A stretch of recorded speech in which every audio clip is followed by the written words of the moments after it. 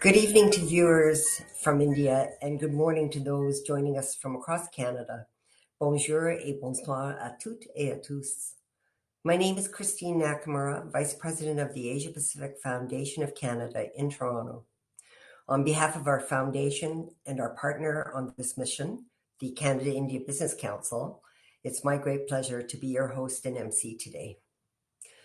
Before we begin, allow me to once again take a moment to express, on behalf of the Asia Pacific Foundation of Canada, our firm support to Ukraine and the Ukrainian people, who are inspiring the world with their courageous fight for freedom, democracy, and independence. Canada is home to the third largest population of Ukrainians outside of Ukraine and Russia.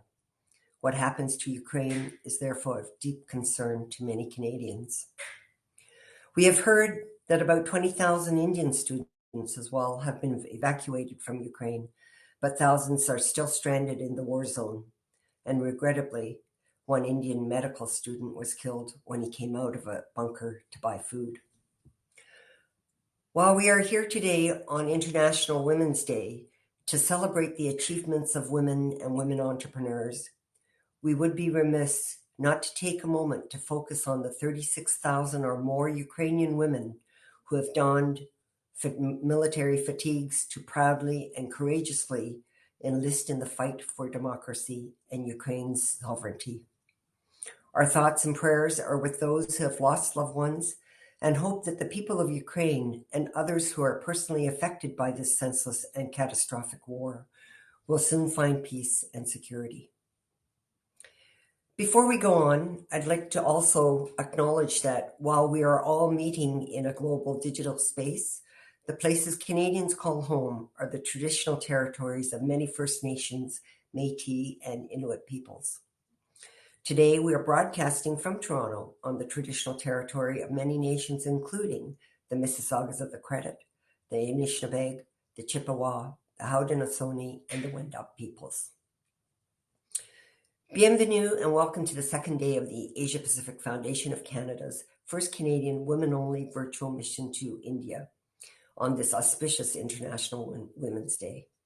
This mission, the fifth in our series of women's business missions, aims to deepen economic cooperation between Canada and India and support Canadian women entrepreneurs by facilitating opportunities to access the world's fastest growing major economy.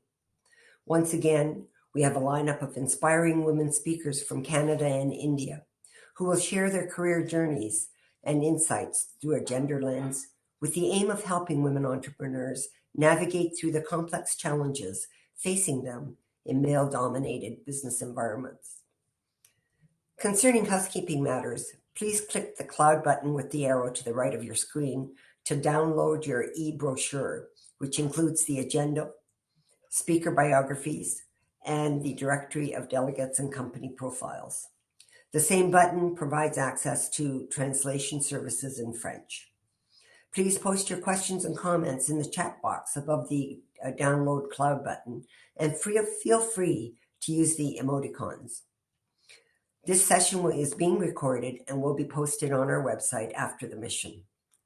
Our session today will conclude at 11:30 a.m. Eastern Standard Time and 10 p.m. in India Standard Time. Yesterday, we heard from Canadian and Indian women leaders of governments and businesses who talked about the importance of international trade diversification in growing businesses, and more importantly, how to navigate through some of the challenges that women entrepreneurs in particular face in markets like India and Asia, those of Asia. Today, we have another exciting program with a fireside chat between and among women business disruptors. A Calgary, Alberta-based investor focused on addressing specific UN Sustainable Development Goals, a leading India-based Fintech innovator whose business recently achieved unicorn status, and a Canadian private and public sector leader across multiple fields, including science and technology, entrepreneurship and business, and public policy. Introductions will be made a bit later. Following the fireside chat, we'll host a pitch session to introduce our talented Canadian delegates who hail from regions across Canada and who will present their innovative products and services and their value propositions. A moderated Q&A open to the audience will follow the pitches. Our Asia Mission project was launched after a series of 8 roundtables we hosted across Canada with hundreds of women in business to figure out why women entrepreneurs are so reluctant to venture into foreign markets outside of North America. Most of these women knew that markets in Asia offered huge opportunities, but indicated that the risks to attempting expansion into such unfamiliar markets were too high to attempt on their own. Without language skills and local business know-how, they indicated that they didn't have the confidence to take that gamble. They did, however, indicate that if they could be introduced to such markets via trade missions dedicated to them and led by specialists who have experience and know-how in such markets, they would be encouraged to attempt diversification. They said that not having to compete against male counterparts on a trade mission in traditionally male-dominated markets like those in Asia would ensure a fair chance of finding distributors, partners, and collaborators. As mentioned yesterday, this mission is the 5th in our series. Since April 2019, we have led 4 other trade missions to Asia dedicated to women entrepreneurs. One in person to Japan pre-pandemic with a 34-member delegation, of which 17 were entrepreneurs. And since 2020, we've hosted 3 virtual and hybrid missions to South Korea, Taiwan, Australia, and New Zealand.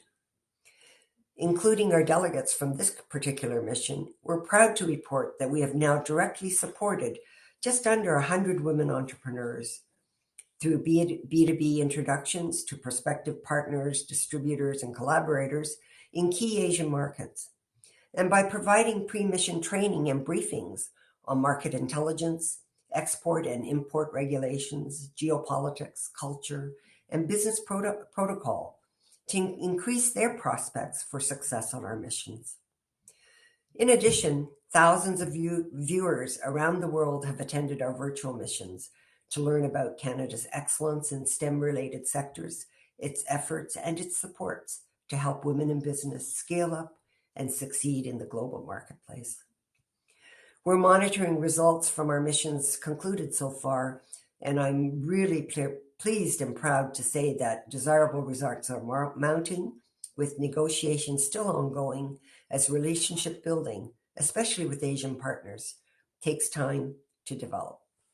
As India is projected to remain the fastest growing major economy in the world from 2021 to 2024, we are hopeful that this India mission will add to the successes already achieved through our project. As a byproduct of our missions, we have created a powerful international ecosystem of women leaders and entrepreneurs in Canada as well as in Asia, which continues to grow with every mission we lead.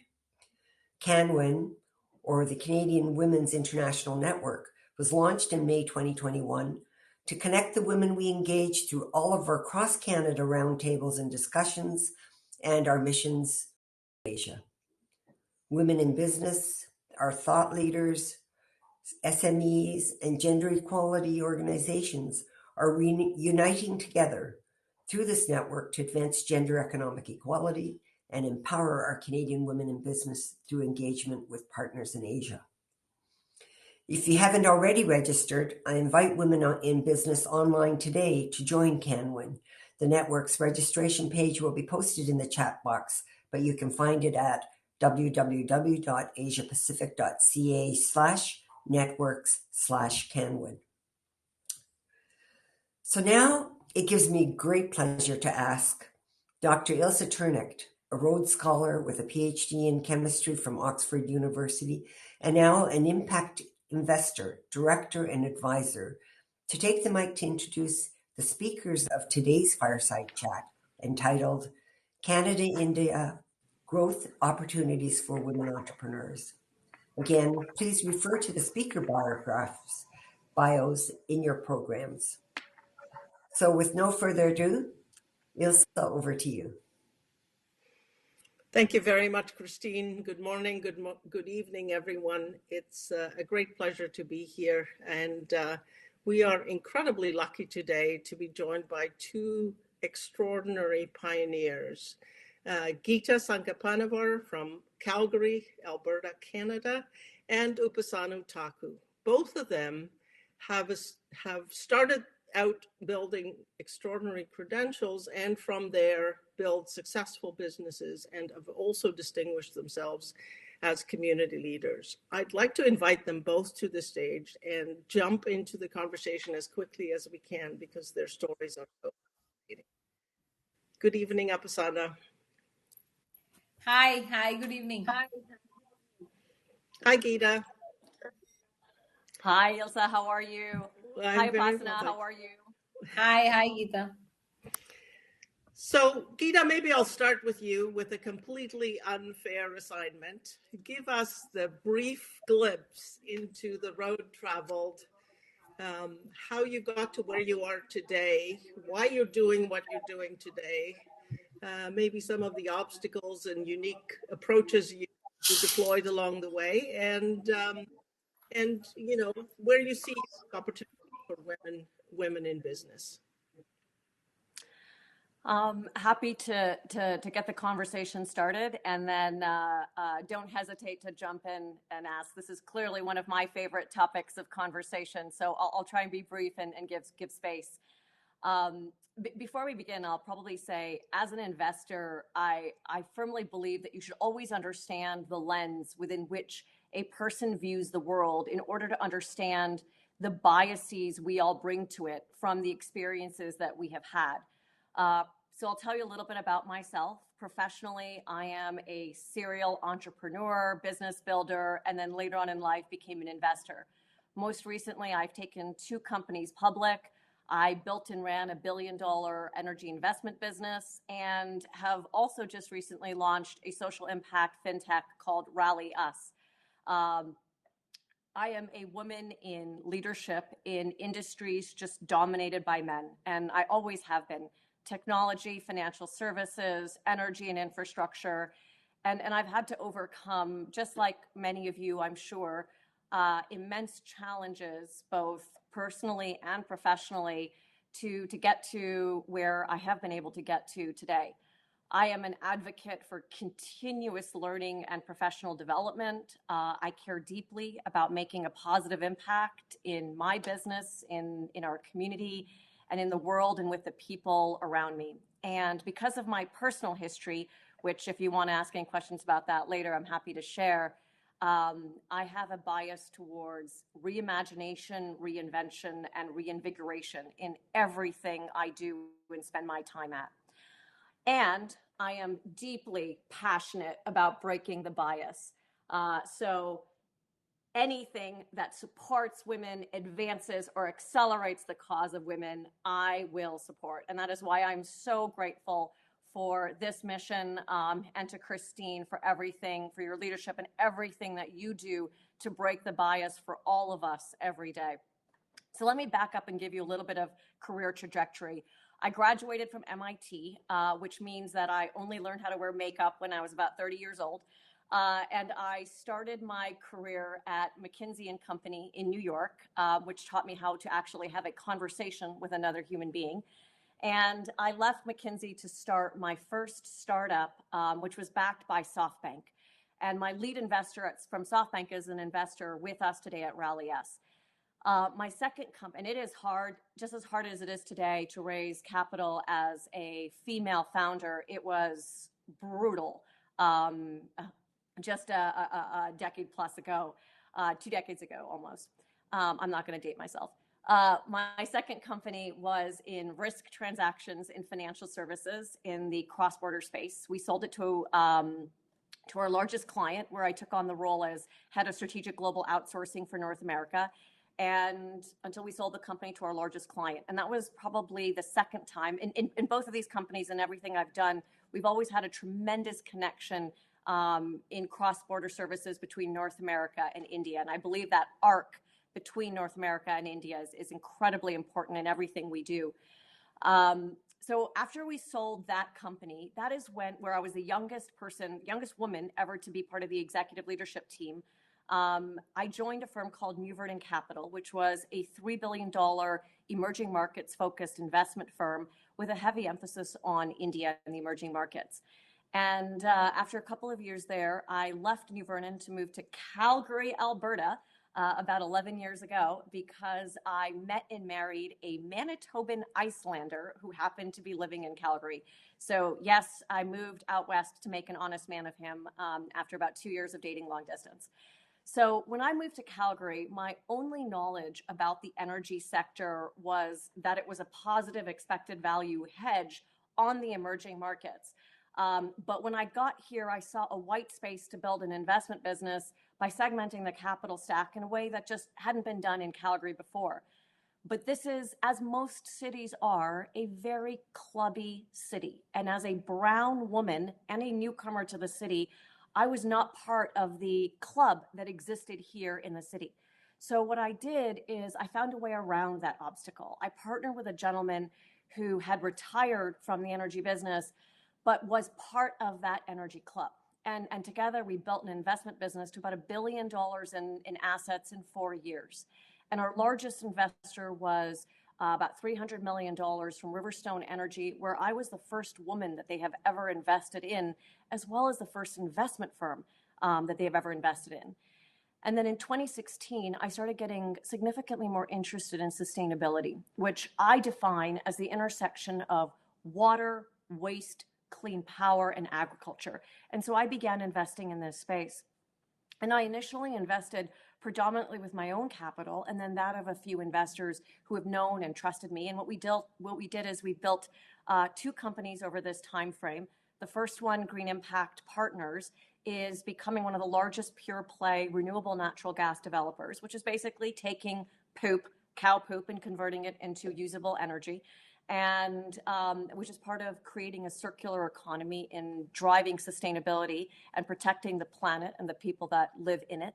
And this is a company that has already grown in a year of putting it together to about 150 million in revenue, and has a significant portfolio of RNG assets. RBC took us public last year, and I now serve as the chair of this firm, and we have a great growth path ahead of us. And that's just one of the companies. And another one is an asset-backed finance business called North Base. And then the third, which is where I'm spending all of my time right now, is a company called Rally Us, which is a social impact fintech, which is about building a more sustainable, inclusive, and just world for all. So that's my professional career. Personally, I come from poverty. I come from true rural poverty. And so when my dad came to the United States, he initially raised a family of 5 on $19,000 a year. And so from that, I have 3 core values that have guided my entire life. The first one is I believe that education changes the trajectory of people's lives. It changed mine and it changed my family's. And as a result of that, and because of that, I express that today by serving as the chair of the Board of Governors for the University of Calgary. We are a 40,000 member community, top 5 ranked in research across Canada, top 200 in global universities. We've just created a partnership with one of India's leading technology firms, emphasis to create jobs here and to create more of a connection between Canada, Calgary, and India. I am the youngest chair and first person of color to ever serve for the University of Calgary. And so this is part of the opportunity that can get created if you search for it and you look for it. My second core value is helping the world's most vulnerable, as my family was helped throughout our lives and I was helped throughout my life. And for that, I am all UNICEF all the time. I've served on the board of UNICEF for 6 years, and I do a tremendous amount of work with their women's and philanthropic giving. And then my third core value is accelerating marginalized communities, which tend to be women or racial minorities. And so my vantage point, which I'm happy to talk to you about today, Ilsa and Upasana, is that, and everybody who is listening, is that I have been on both sides of the table. I have raised capital as well as I've been an allocator. I have built businesses. I've served as chair of large public organizations. And by the way, the University of Calgary has just surpassed the University of Waterloo in the number of startups in Canada. So just making sure everybody knows that. And this has been an incredible leadership journey for me. It's been exciting, fulfilling, and challenging. And I wish everybody who's on this call all of the wonderful experiences that I have. And I'm a firm believer that we stand on the shoulders of giants. And once you are at the head of that table, it is absolutely incumbent upon us to reach down and support women in every single part of our sphere of influence. And so we must continuously uplift women and create a network effect by supporting women in service firms, in our own organizations, in law firms, in investment, everywhere that's within our sphere of influence. So so excited to be with you here today for this conversation. Thank you very much, Geeta. Such an extraordinary story. Upasana, let's go to you. India, hotbed of Silicon Valley, back to India to transform digital payments in that market. Tell us how you got where you are today, and some of the barriers and unique tactics you use to be successful. Firstly, it's a great pleasure to be here today with all of you and the listeners as well. I have a very simple and modest story, and very much like Geeta, I would say. Um, I can't say I come from poverty, but I do come from a very simple middle class Indian family. And my origins are actually in Kashmir, and both my parents migrated to other parts of India because Kashmir has always been under conflict thanks to India Pakistan warring at it several times in the last 50 years.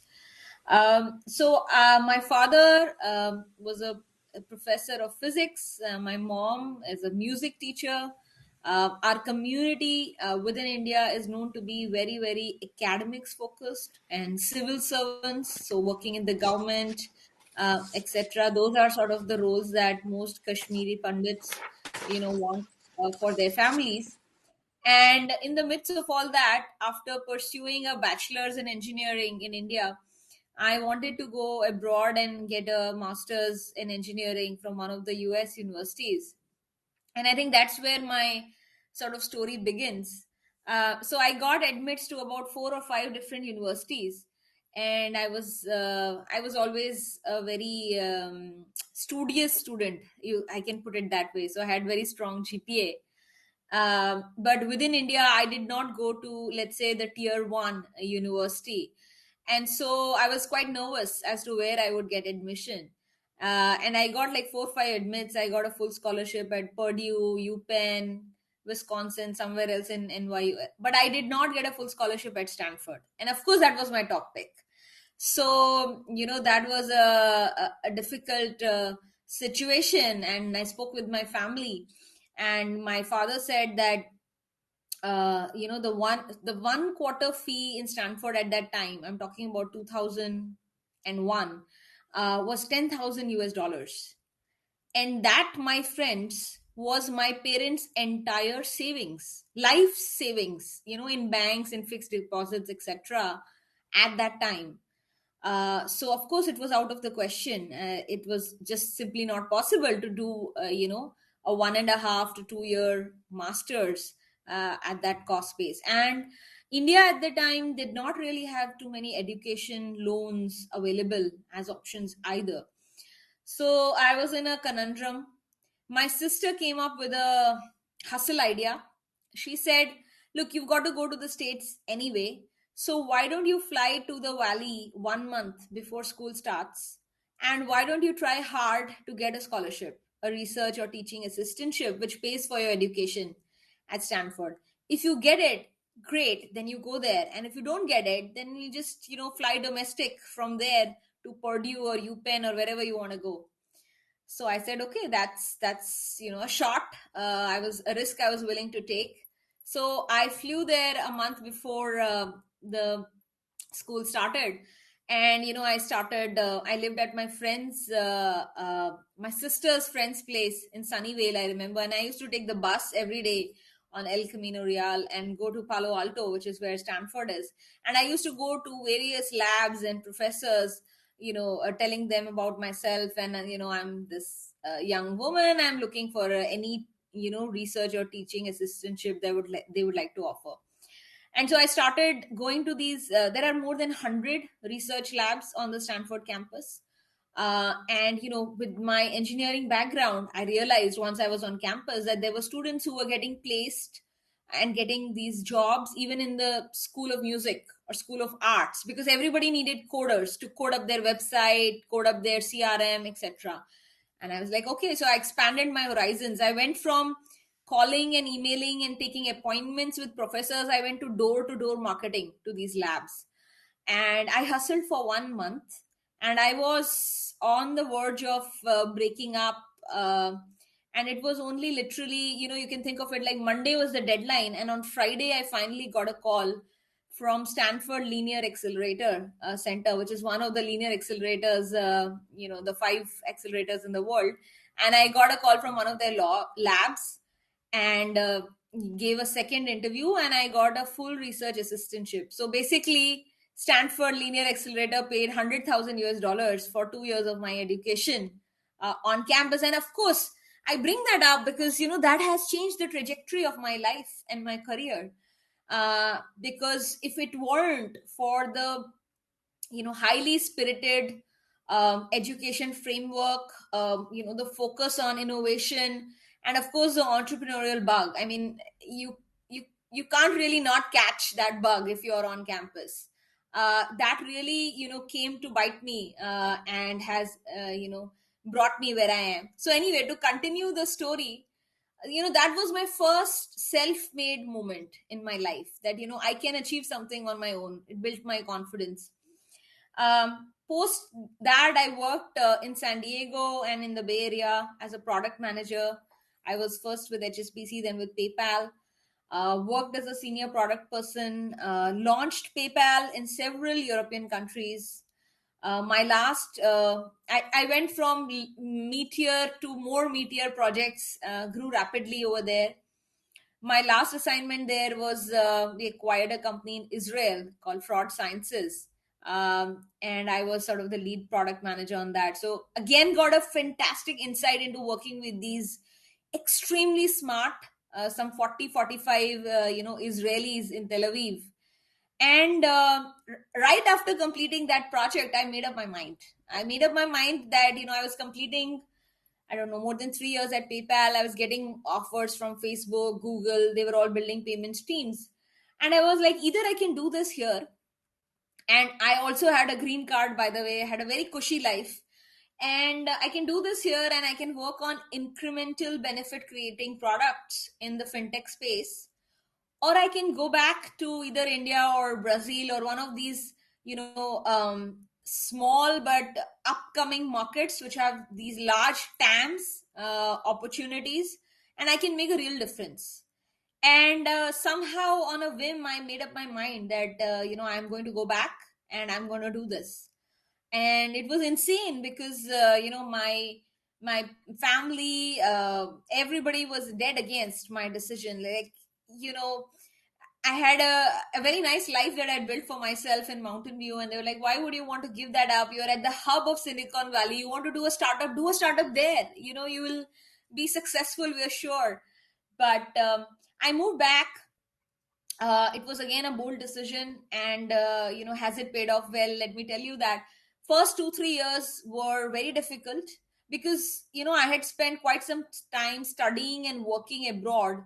So now when I moved back, I had zero professional network. So I had to start from scratch. I also had to understand that I came from the US framework where infrastructure on the tech side and how payments work was completely different. And, we were like maybe 20 years behind in India from a tech perspective in the payment sector at that time. Of course, today, in India, we do the largest number of digital transactions globally anywhere in the world right now. But that was not the case. When I moved back to India in the end of 2008, we had 10 million digitally paying users. 10 million. Today, we have 300 million digitally paying users in India out of a total population of 1.2 billion. I'm glad to inform you that despite all the pushback from my family, I was able to create a business that today impacts 120 million Indians. So we have created a significant impact so far. 30% of all digital paying users are on our platform MobiQuick. And I'm just getting started. Now I'm working on bringing, on top of digital payments, I'm trying to build digital credit, buy now pay later products, insurance products, savings products, everything at very small ticket sizes, which really is sort of the problem that needs to be solved in India. So almost everybody in India today is banked, my friends, but very few people are served. So the top 100 million Indians, they are very well served by all the private banks of the country. But everybody else, their requirements are smaller ticket size, $50, $100. And at those ticket sizes, none of the traditional, branch led or physical distribution models work. Only digital models work. And that's where, my startup MobiQuick is trying to make an impact.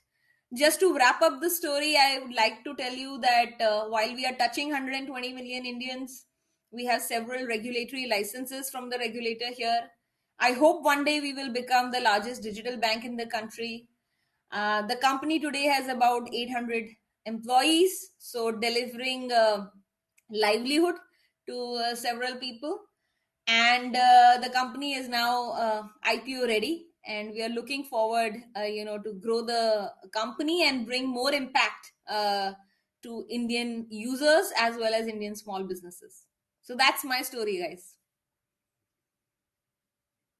Story. So maybe Upsana, let's step just sort of outside of your specific experience and talk a little bit more about how mobile payments and digital access has changed the trajectory of women. Are there any unique opportunities that has become available to women through this process as you've watched it unfold over the last 5-10 years? And then how does the pandemic change that dynamic too? I mean, obviously this digital access has also opened up access to health and education services that may not have been as accessible in prior time. So yeah, completely. I think that digitization in general is bringing access in a country as large as India, where most India does not live in the top cities of the country, but they live in smaller cities, towns, and villages of the country. The first barrier was broken when mobile internet and smartphones came to the country. Unlike North America, most Indians have never had a broadband connection. They have directly gone to mobile internet, and mobile internet is their internet. And that is the form in which they are accessing information and all services. Now when it comes to bringing financial freedom to the women in the country, definitely digital has made a big difference. I'll give you a simple example. So previously, there are all kinds of small businesses run by women. There are manufacturing setups where they are making unique kinds of embroidery, clothes, whatnot. Unique handicrafts. And when these went through different layers of distribution via middlemen, there is distortion of margins. So what they receive at the end is very little amount of the value that is created in those products when they get distributed in a Macy's or a large format store globally. And what digital has done is that it has shrunk those middlemen. Supply chains have become seamless, not only from an arts and handicrafts perspective, but even from a technology perspective, right? Like we all are aware how much IT services work comes to India, and via platforms like freelancer, elance, etc., people are able to work remotely, whether it is building websites, writing content, whatnot. And all of this is playing a huge role in bringing women who are not able to, let's say, work in a traditional job in a company, in a bank, in a financial institution. By doing work remotely, they are able to create earnings and livelihood for themselves.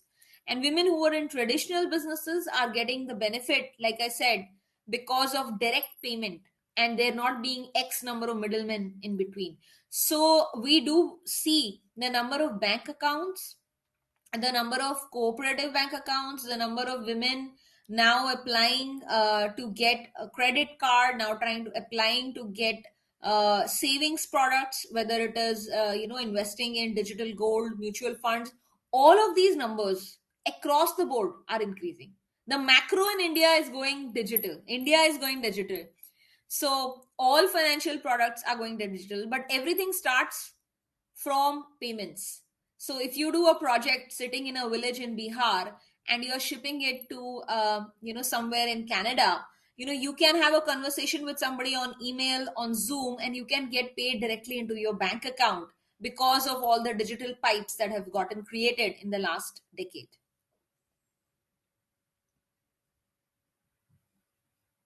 This, and I know, Sana, you're facing the IPO wall.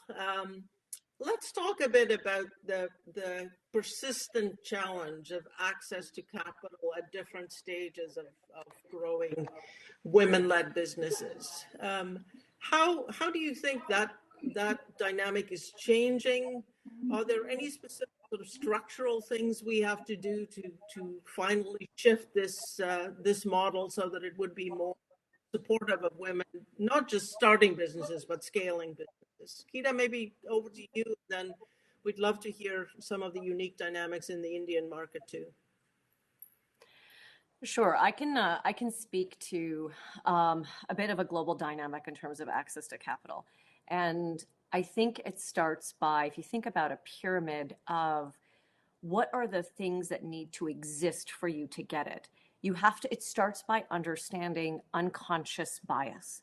And so, look, we are all capable human beings. We know that women have to work twice as hard and be twice as good. You have to be unforgettable if you are in a leadership position, whether it is in companies, whether it's starting your own businesses, wherever it may be, heck, whether it's within the home.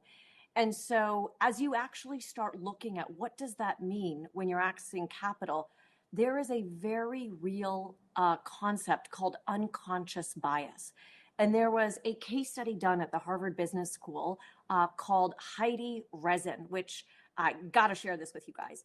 It's basically took a Silicon Valley entrepreneur who did a company, and then she leveraged her Rolodex to become a venture capitalist. And they wrote the classic Harvard Business School case study on her, and it was called Heidi Resin.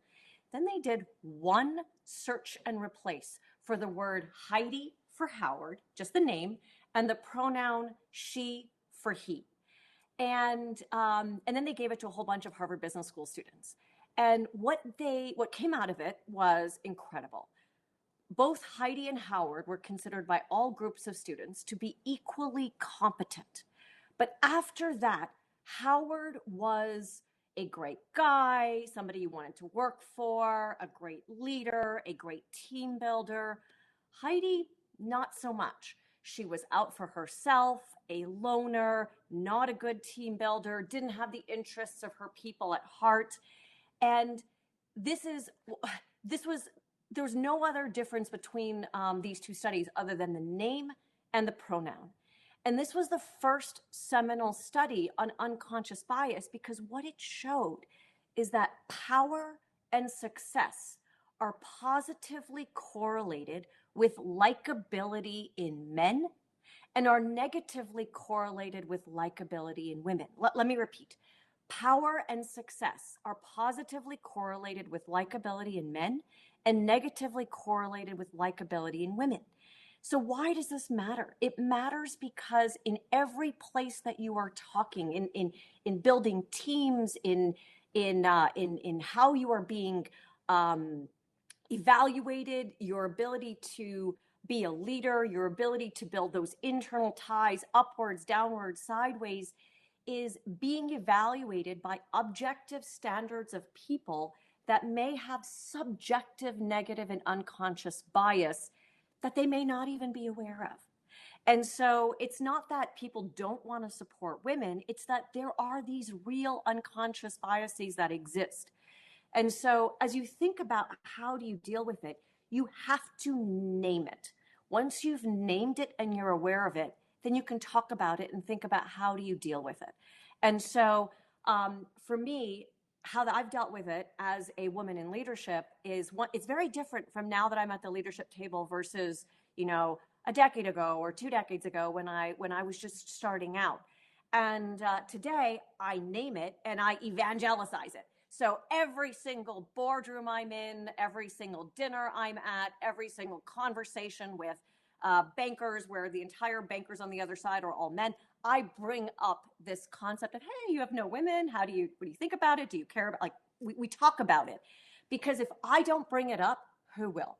And so, because I now have the seat at the head of the table. And so as you think about women who are starting out, whether it's for capital as entrepreneurs or whether it's for women at different ages or stages in their business careers, I would say, again, you have to name it, and then you have to start thinking about how do you advance it. And the couple of things that I have found that have worked for me are, number one, sheer competency. You have to be good at what you do, of course, but sheer competency will only get you to maybe a director level or VP level, depending on the size of your business. After that, it is all about two things. Number one, the network of relationships that you build. And number two, it's your willingness and courage and aggressiveness to go out there and pitch yourself, exactly as we heard in Upasana's story. And so in terms of the networks that you build, we have to understand that business today is not a ladder that you climb. It is a jungle gym where everybody around you has value to add in some way, whether it's knowledge, whether it's relationship, whether it's support, whether it's capital, whatever it may be. And so it is so human nature that when you meet somebody, you almost discount in the first few seconds, do I have something in common with you or not? But what I'm telling you from my experience is that when you meet somebody, probe beyond that superficial level and see what can you learn from them? What can you share of yourself with them? How can you help? Build those real bonds, and through that you will actually start to figure out what can you do. It's how I met my business partner in energy. He's 2 decades older than me. He's white. He's a sportsman, loves hunting, fishing, golf. I have never met a golf ball that I can hit, as in literally hit. And so, but by finding shared bonds with people that you may not have anything in common with, that's how you actually start building those ad hoc relationships that you will help you as you go out through the world. And then do not be afraid to ask for that help. So number one, name the issue, unconscious bias, and talk about it. Number two, build networks of relationships all around you. And don't go into it going, what can I get from them? Will you help me raise capital? Because that's a short-termism. Start them now. Start them at any stage of your career and start figuring out, how can I help you? What can I do for you? And then when you need help later on, then you get to go to number three, which is ask, can you help me? This is something I am looking to do. Can you help me? And most people want to help if you just have the courage to ask for it. And so those are just a couple of the things that I've learned. And then, of course, be unrelenting, persevere, and do not give up. Have the courage just to keep going. You're going to get out of 100 conversations, you may get 2 yeses. But build on those 2 yeses and keep on going. Do not get discouraged. So those are just some of the things I've seen. Upasana, do you have anything to add to that? So I think the question was on fundraising, right? And what can you do about that? So I think it's a little problematic because I think Geeta will agree with me that it's a chicken and egg problem. So we don't have enough female founders, and on the other side, we don't have enough female investors either. I would say on both sides, the percentile will be 10% or less. And, that puts us at a little bit of an odd. I would say that in many cases, investors are evolved and are willing to look at, what is the opportunity and what are the founders building here. But, one can only assume that if we are agreeing and saying that there are biases in this world, then therefore there must be some people who must be deciding with those biases in place, and therefore even the 10% women who are trying to build companies and trying to raise capital will therefore find it a little harder than others to raise capital. In my Sorry, Geeta, go ahead. So I was saying that So, maybe you sorry, can I just comment had when you to. finish. Yeah, go ahead. Yeah, no, sorry. I think if we could leave us unmuted during this discussion, that would be really helpful, so we can have an open discussion. Thank you, Team Tech. So I think, Upasana, you're right. There are real biases against this that need to be challenged. But where I would challenge you is that it's not about just going women investing in women. I think that is key, and I'm a huge investor in women. Because I believe that, again, if you are a female in the C-suite, you've had to overcome so much more than your male counterparts that, of course, I would invest in you. So I think that's true.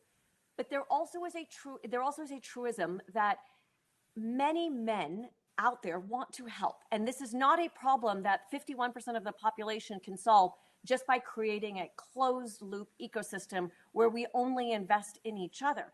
I think this is about creating an open loop ecosystem where we help everybody understand the issues at play, such that everybody can be part of solving this challenge together. And that includes male investors investing in women-run companies as well. So I just wanted to just jump in there on you. I didn't mean to interrupt. No, absolutely. I mean, absolutely. I don't think we can change the dynamics of the world overnight. I was just trying to make the point that, while women try and will try even harder via using the connects, networking to be there. But I mean, let me put it this way. I mean, once I was looking at a particular type of investors actually based on East Coast in the US, and most of them were white male Jews, and let's face it, I'm an Indian, and I wouldn't have too many things in common with them. I don't play golf. I mean, they say fake it till you make it, but I'm not sure that I can. Many founders can go to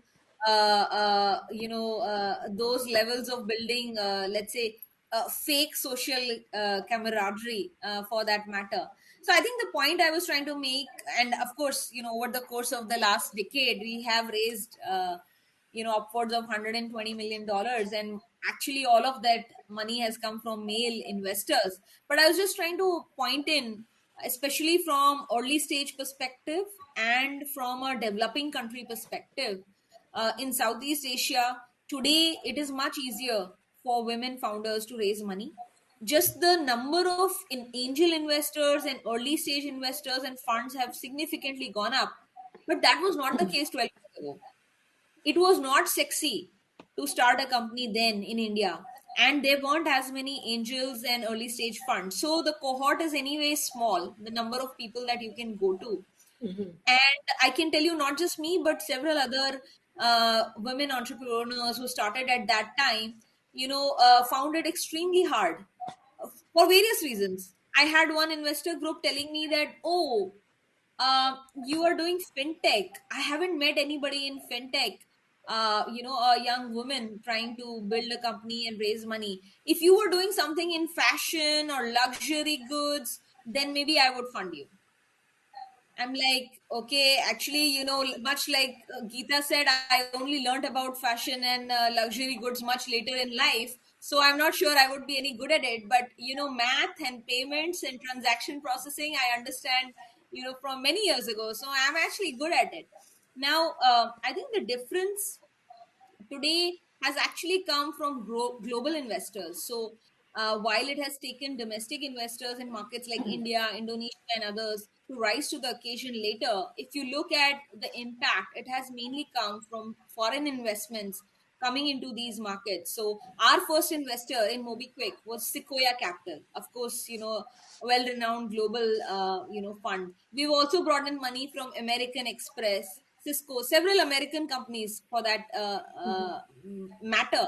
But all I'm trying to say is that as many proponents of growth we get in terms of these some investor groups that are global in nature, forward looking, have inclusive policies, uh, an equal number of larger obstacles, women face going to smaller funds who are created by domestic Indian setups, family offices, where the propensity to fund female founders in areas where they have never seen before women succeed is very hard. And I mean, I wish I could tell that investor today who, told me that if you were doing fashion or luxury goods, I can tell this very modestly to you guys. Couple of years ago, the president of India felicitated me because I am the first woman in India to start a payments company that has reached, the level of scale that the president decided that he needs to give me an award. But of course, that is not something that investor thought about, that this woman can get somewhere. And I could also benefit from an ROI perspective and also from a brand perspective by backing her. That's such a insightful perspective from both of you. And as everybody can see, we could continue this conversation for the next day. But unfortunately, we have to hear from some companies as well, and I have to cut us off here. But I just want to say a huge thank you to both of you. You have been so generous in sharing not just your business stories with competence, just raising, shining out of you, but also so in such a beautiful way on International Women's Day demonstrated a new approach to leadership and just a humanity that is inspiring to everyone here. So thank you so much for being here today, and back to Christine.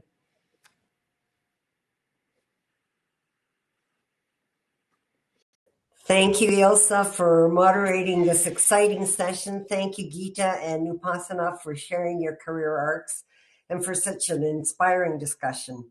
Your insightful and frank advice to women entrepreneurs on how to succeed in business environments that are still male-dominated in jurisdictions around the world is not only appreciated, but will be very beneficial to everybody who's online today.